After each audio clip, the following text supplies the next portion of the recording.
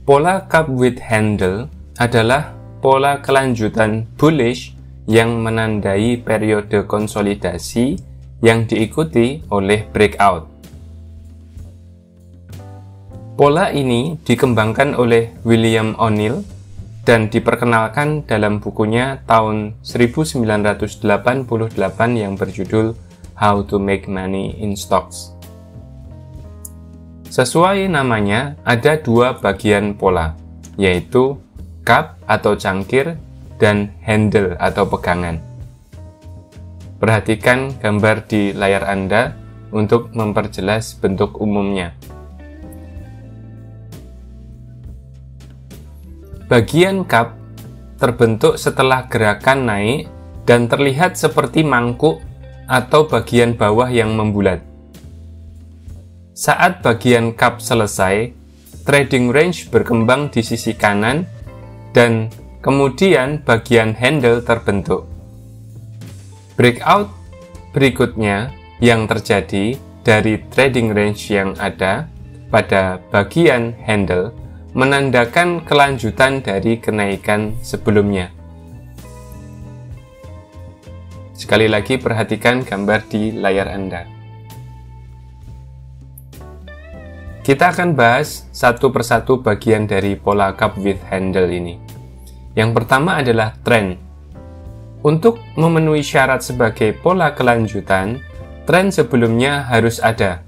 Idealnya, tren harus berumur beberapa bulan dan tidak terlalu matang. Semakin matang tren, semakin kecil peluang pola tersebut menandai kelanjutan atau semakin sedikit potensi kenaikannya. Jadi pola cup with handle ini diikuti atau didahului dengan uptrend. Jadi setelah terjadi uptrend baru terjadi cup with handle ini. Bagian yang perlu kita bahas yang pertama adalah cup, yaitu bagian cangkirnya atau bulatan di bawah. Bagian cup ini harus berbentuk U dan menyerupai mangkuk atau bagian bawah yang membulat. Jika bagian bawah berbentuk V atau V, akan dianggap terlalu tajam sebagai pembalikan. Bentuk U yang lebih lembut memastikan bahwa pola ini adalah pola konsolidasi dengan support yang valid di bagian bawah U-nya ini. Pola yang sempurna akan memiliki tinggi yang sama di kedua sisi cup ini, tetapi tidak selalu terjadi. Lalu kita tinjau tentang kedalaman cup ini.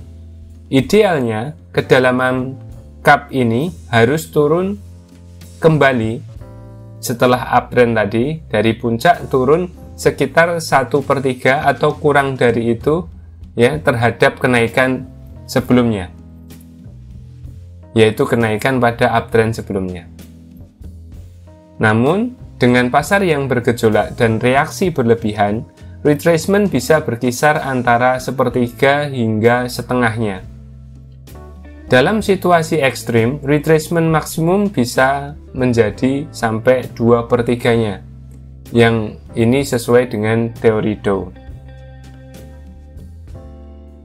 Lalu bagian yang kita bahas selanjutnya adalah bagian handle.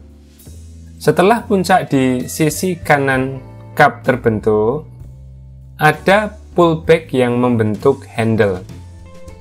Terkadang handle ini menyerupai pola flag atau pennant yang miring ke bawah, atau kadang sekedar pullback pendek saja. Bagian handle ini mewakili konsolidasi atau pullback terakhir sebelum breakout besar dan dapat retrace kembali hingga 1/3 dari kenaikan cup. Sekali lagi, kami ulangi bahwa bagian handle ini bisa retrace kembali hingga 1/3 dari kenaikan cup, tetapi biasanya tidak lebih dari itu. Semakin kecil retracement, semakin bullish formasinya dan semakin signifikan breakout-nya. Terkadang sangat bijaksana untuk menunggu breakout di atas garis resistensi yang ditetapkan oleh harga tertinggi dari cup. Lalu kita tinjau tentang durasi. Bagian cup dapat terjadi selama 1 hingga 6 bulan. Terkadang lebih lama pada grafik mingguan.